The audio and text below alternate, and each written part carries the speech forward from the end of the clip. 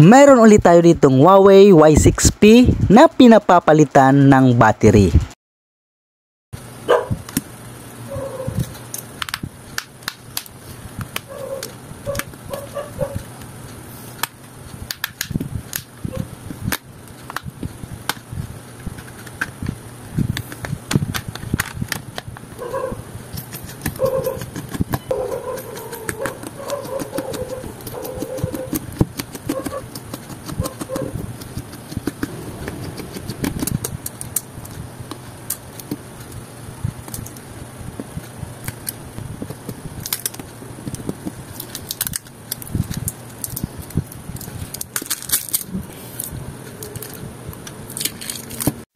Problema nga lang ay iba at maliit yung nabiling battery ng may-ari.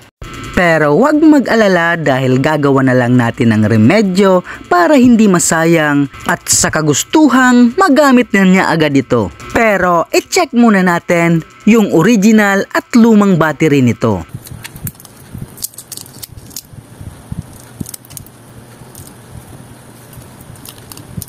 Ang chine-check at madalas ngang masira dito ay etong fusible resistor.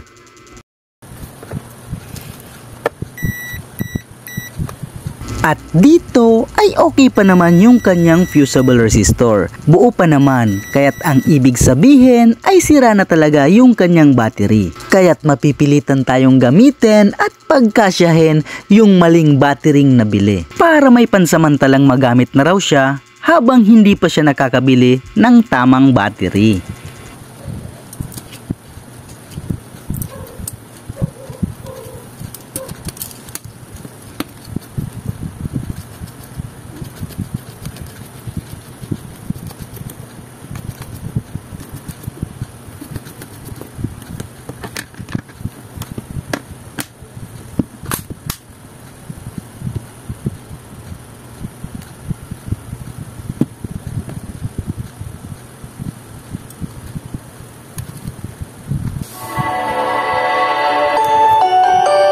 Ayun, okay na ulit.